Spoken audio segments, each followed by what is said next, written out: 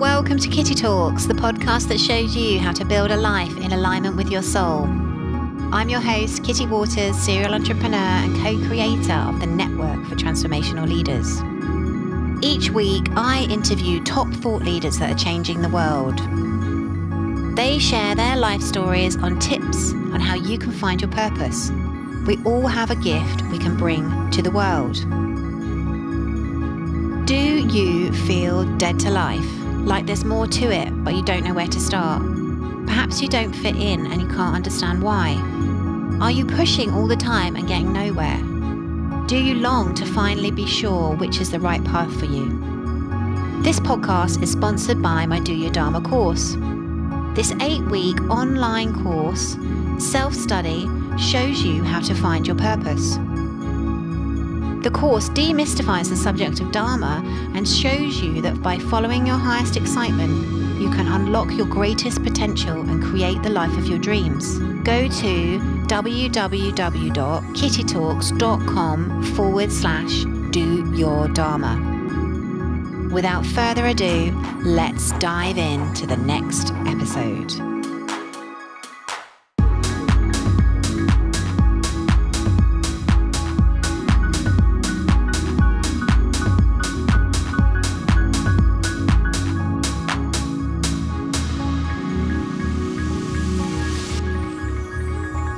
So hello and welcome to Kitty Talks. We share inspirational life stories that empower you to create yours. And this week, we're going to be talking about how you can create 2019 and make it your year of years. 2019 is a 3-year in numerology. So what that means is a lot of the fruits of our labor, if we are on the right path, if we've been doing the work, if we've been really tuning into who we are and how we can serve, then a 3-year in numerology actually will pay dividends for people who have been on the correct path. So 2018 was quite a difficult year for a lot of people, actually. And the good news is that the year of the pig, the earth pig, is going to be a lot more beneficial and abundant for people. So how do we set the year up so that we can make it our best year yet? So I have a saying that I always say, which is it's much better to create your future than to live into your default future. And most people are living into their default future. They're just kind of on a hamster wheel. They're just going along, they're doing their job, they're doing what life throws at them, but actually life is controlling them rather than them creating their future. And this is one of the things that we really go deep in actually in Do Your Dharma, because as much as you need to tune in and listen to the advice that life gives you on a moment to moment and day by day basis, you also have to get very clear about and intentional about where you want to go. Otherwise, you are literally living into your default future. So the way that my husband and I do this, we have just got back from a week in Gran Canaria. We like to go away for New Year's Eve. It ends Christmas beautifully. Christmas is always eating too much, drinking too much, bit of overindulgence, and quite a lot of work usually. So we like to go away before New Year's Eve. We eat healthily, we exercise every day, we get sunshine. I very much know now for my mental health, I have to get out of the UK's winter because otherwise it really starts to make me feel down. And, they've proven that SADS is a real thing. Actually seasonal affective disorder can affect us if we're not having enough sunshine. And us here in the UK, we're not blessed, particularly with sunshine. So this year we went to Gran Canaria and we got really organised. So I was just going to talk you through some of the things that we do so that you can help plan your year. Now, according to all the astrology forecasts, actually January can feel quite overwhelming this year. And if you're listening to this, I would suggest that you take time to go inward and not kind of get too worried about what everybody else is doing. Just really center yourself on yourself and focus on what it is that your soul is calling you to do. And what I love to do is I love to go into the future and go to 2020, so January 2020, and I love to write from that place as if whatever I want has manifested and has already happened.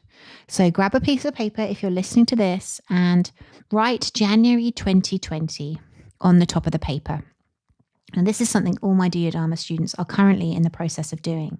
So you're getting an insight here into what we do. So write down, go into the future and write down what your life looks like. Now, for me, my life, January 2020, I have my first child that my husband and I have been practicing for the last year. And it's really, well, obviously for me, it's really important that by January 2020, my first child will be on this planet. And, you know, even talking about that, I get this really beautiful, warm sense. And I can imagine holding that child in my arms. And when you're doing this, it's so important to feel the feelings and let yourself go there, because actually how we create and how we manifest in our life is so important to get used to and connected to the feeling, how we are going to feel when we're a mother, how we're going to feel when we're a wife, how we're going to feel when we've sold our book, how we're going to feel when we've built our business that we've been thinking about for 5 years. So let yourself go there. Let yourself just feel what it feels like. So for me, I feel really emotional now talking to you about holding my child in my arms. And, you know, it's something that I've truly longed for. So by January 2020, I know I'm going to be a mum, and you guys can be my witness to that.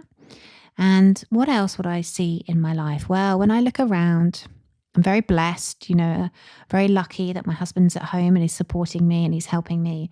And I also know that the community for Do Your Dharma is going to be growing and it's going to be stronger. And we have a large online community all over the world. The podcast has increased in downloads. So we're at about 500,000 downloads now. And I am so lucky because I get to have my time off with my child, but I also have a great team of people around me supporting me. And, you know, we're still growing Kitty Talks and Do Your Dharma. So we're empowering people to step into the highest and best version of themselves. So I want you to go away and do this exercise too. And I want you to write down what your life looks like. Get out of your own way and just let it flow through you. Just let the universe speak through you and tell you what it is that you want to do and what it is you want to achieve. The other thing that I find very powerful to do, once you've done that, once you've got a clear idea of where you're going and what you want your life to look like, I suggest that you break your year down into quarters. So we create a year planner and we do January, February, March, April, May, and June. And then obviously the different months through the year, and we break them into 3-month quarters. For you to get to where you want to by the January 2020, what needs to happen?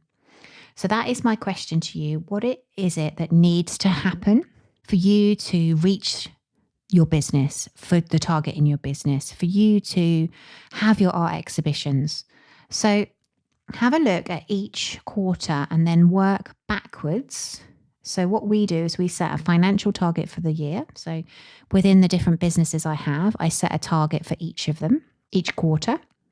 And then obviously a longer term objective for the financial target for the year.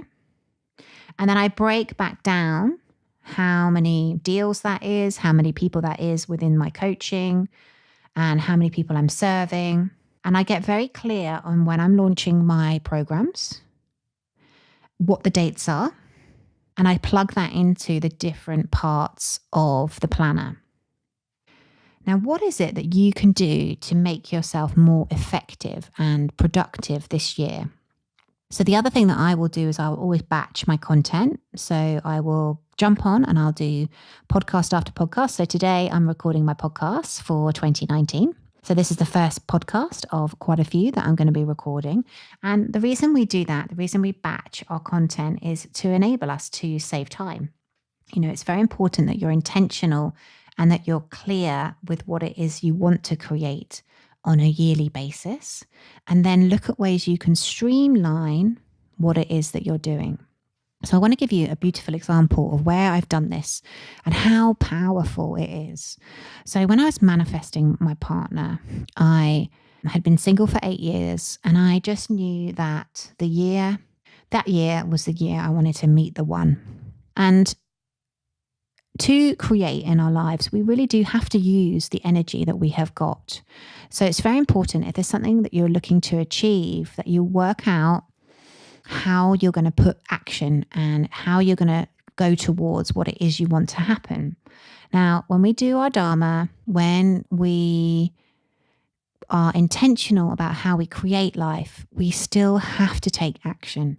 Nothing is going to happen unless we are committed to taking action steps to what we want to happen. So this is something we talk about in Do Your Dharma all the time, because you can have a vision for your life, but unless you're taking consistent daily action or quarterly action to what it is you want to achieve, it won't work.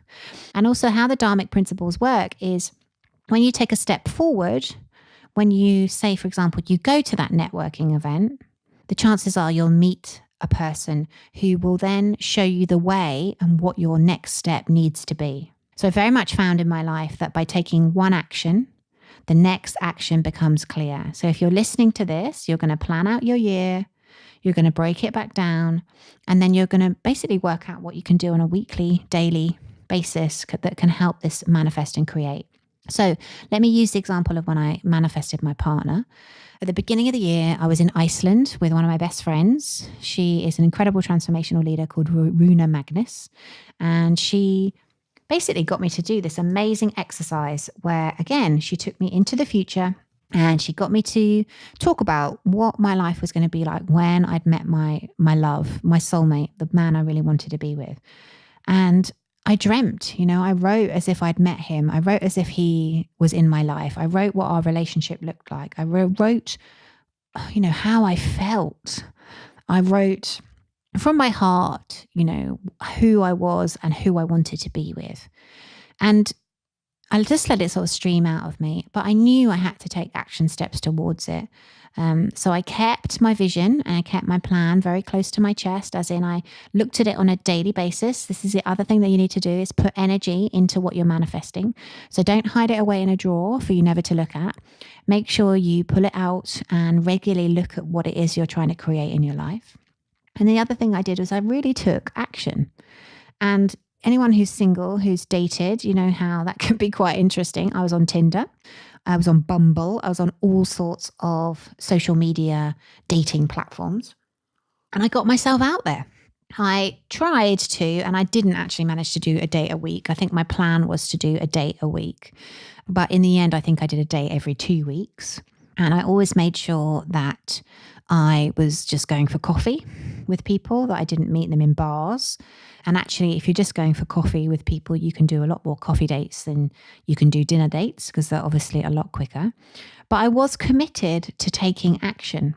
And I also knew that I had some blocks around relationships. So for me, I was single for 8 years, and the last partner I'd had, I split up with him after my mum tried to commit suicide. And I'd made the connection that when my mum went through her mental health problems and she tried to commit suicide, I found out a lot about my parents' relationship. I found out that basically that my parents had disconnected from one another after my mum had lots of postnatal depression.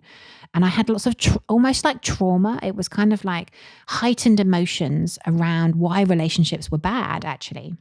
And I knew I was carrying a block, and I knew that I had something blocking me from meeting the one, because I just couldn't meet the right person. And so I also had a look at my stories and my limiting beliefs. And this is something else I encourage you to do if you're looking to manifest something and you haven't managed to manifest it. What is it you believe about certain situations? So say, for example, you are trying to manifest more money into your life. Do you believe you're worthy of it? Do you believe you're entitled to it? What are your beliefs? Now, I discovered whilst doing this work that actually I had some real major blocks around relationships. I kind of had lots of barriers to entry. So for example, the person I was going to be with had to look a certain way, had to be a certain height, had to make a certain amount of money, couldn't have children, couldn't be divorced. I had all these rules, and all those rules were blocking and stopping me from meeting the right person. So again, look at what you're trying to create and look at any kind of limiting beliefs or stories you're telling yourself. And in reality, the person, my husband, who I've met and fell in love with in August of that year. So I started the process in the January, and I met Matthew in the August. My husband was separated at the time, and he had 2 children. And if I hadn't done all of that work on myself, I would never have even met him. I would never even let myself date him. So it's important to believe and to have a look, especially around relationships, what it is that we are doing that can block the right person coming in. So what else did I do? Well, we talk about the feeling. So if you're trying to manifest something and bring it into your life or create your future, we want you to go to how you would feel when you already have that thing in your life. And the story I love to tell, which is incredible, was when I was manifesting Matt, every day I would write. And there's a process called what's it called? It's for writers when they experience blocks. And what you do is every day you write 3 pages of A4 around what it is you're creating. So you could use this if you have got a block around whatever it is you want to bring in. So for example, you're trying to build your business and you have money issues and you have self-worth issues. My advice would be to do a daily journal. And daily, I want you to write down what it is you feel is blocking you. So when I did this process for Matt, manifesting my husband, I had so much negativity around relationships. I had so much that was getting in the way of me manifesting and pulling in and meeting Matt. And day by day, what started to happen was I wrote for 3 pages every morning for about 6 months. And literally, what I noticed and what I witnessed was the writing changed. It started off very, very negative around what was wrong with me. Why couldn't I find a partner? I was like a loser, had all this stuff that I was just holding on to. None of it was true, but it was blocking me. So what happened was the narrative changed within the book, and it changed. And I remember it becoming much more positive about that. I became excited about my partner, and I became excited about the person I was going to meet. And I started to describe what was going to happen. And I was going to start to describe our relationship, and I even remember I read this out at my wedding. So this book, I found the book and I read out the pages at my wedding because I actually have the book. I should have dug it out and I could have read it to you. But the amazing thing that happened was when I was writing my diary one morning, I was in the park with my dog, and I used to go on a Saturday. I used to go to Battersea Park, and I was doing my journal and I was writing, and I kind of said to the universe, look, universe, what's wrong with me? Can you please give me a sign that I'm going to meet the one and that I'm not going to be single for the rest of my life? And I gave the universe 24 hours to respond to me. And I gave the universe 24 hours to give me that sign. So if you want to ask the universe for a sign, I would always give it a time frame. And I remember walking back to the car, had my little dog on my lead. And I remember it was kind of the summer. It must have been about May or June by this time. And I remember seeing this thing glinting at me on the ground. And I looked down and I thought, oh my God, it's a ring. And I picked it up, and I kid you not. And if this hadn't happened to me, I would have, I wouldn't quite believe it, but it did happen to me. It was a costume jewelry engagement ring, a solitaire engagement ring, had a gold band, beautiful kind of stone, obviously not real. And the other weird thing is it fit my left hand beautifully. Now, that doesn't sound weird to you. Well, that's pretty weird, isn't it, to ask for a sign and then find a ring? But also, I was a netball player at school, so I broke my fat hand quite a few times, and my wedding finger is got a bit of a lump on it. And this ring just fit beautifully over onto my left hand. Now, talk about that for a sign from the universe. And what I started to do is I was just gobsmacked, as you can imagine, first of all. But what I did is I realized that how I felt when I wore this ring. So for those of you listening and maybe you're trying to manifest the man of your dreams, I would really recommend this as a top tip. Get your ring, get a costume and jewelry ring, and basically wear it. And I used to wear mine to bed, started off by wearing it to bed, and I would look at the ring and I would just feel so loved and so appreciated. And I just could imagine my partner being next to me and cuddling him and holding his hand. And I really got connected to the feeling of what it was like to have Matt in my life. So, top tip, if you are looking to create and manifest something this year, as well as getting intentional and breaking down what you need to do, go into the feeling. So it could be putting your check of what you want to earn on the year on the wall. So there's a famous thing about Jim Carrey saying he wanted to earn a certain amount of money for one of his films, and he carried the check with him everywhere he went.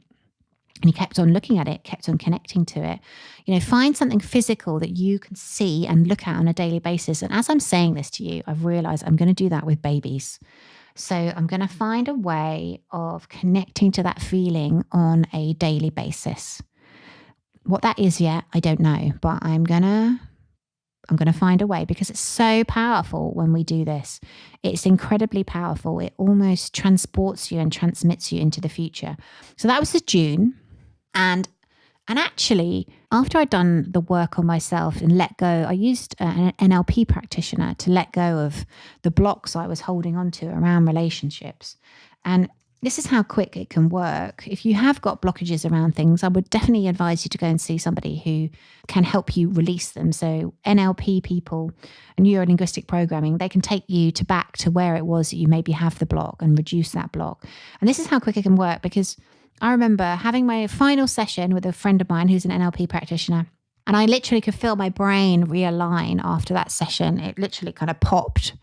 And I went home that afternoon. I was really tired because obviously I've been carrying lots of negative energy around it, and I think I was exhausted. And that afternoon I jumped on Tinder, would you believe? And there was my husband. Now, we had actually connected in, I think it was the May, and it was now June or July, May, June. And when we'd connected in the June or May, can't quite remember, I'm afraid. The first time we connected, we had a little chat on Tinder, and he'd said he was seeing somebody and that he wanted to sort of give it a shot and see how it went. And I kind of admired that. I thought it was fantastic. So I said, happy, good for you. I hope it goes well. And then 3 months later, he pops up again. And so I sent, I think I sent him a message just to say, oh my goodness, you're here. What happened? I thought you'd found the one. And the message came back that love had turned to friendship, and that maybe her loss was my gain. So that was how it started. And we met up, I think, a couple of weeks later, and literally our first date was 10 hours, second date 10 hours. We went on holiday on our fourth date, and we moved into with each other after 3 months. So this is powerful stuff, people. So as well as planning your year, I want you to get intentional about what it is that you are going to create. So what have you already created? I'd love for you to share with me if you've got a similar story to mine. I'd love to be able to share this with our audience, with our community, because people don't necessarily realize that we are energetic beings and that we literally create and manifest our futures. So the more stories that I can share, the more examples, the more evidence I can give you guys that this is what you need to believe, then I would love it. So please feel free to contact me. It's Kitty_Talks at Instagram. And we also have a Facebook group, which you can find me in on a regular basis, Kitty Talks on Facebook. And please do reach out. I sometimes feel like I'm talking to myself when I do these podcasts. Now, I know I'm not talking to myself because I can see our numbers, and I know we've got a really good listener base. So I would just love some feedback. So if you're listening to this and this has resonated with you, and you've learned something or you've got something you'd like to share, please come and connect with me. I would love, this is a sign for me from the universe that what I'm doing is helping and supporting you and is having a positive impact. So without further ado, I hope you enjoyed this week's Solarcast. Thank you so much for being in my community. Thank you so much for listening to the podcast. Thank you so much for doing your Dharma, doing your bit on the planet. Our next Do Your Dharma course is the 10th of March. So if you want to come and get clear about what it is that you want to do in the world, and we give you amazing tools to help you stay at the top of the emotional vibrational scale and stay on your dharmic path. We show you how the laws of the universe work and how actually you can stay within synchronicity. But all my love, and I will speak to you again very soon. This podcast was sponsored by my Do Your Dharma course. Create a life so good that you pinch yourself. This 8-week online course demystifies Dharma and shows you how to tune in to why you're really here. Go to www.kittytalks.com/do your Dharma.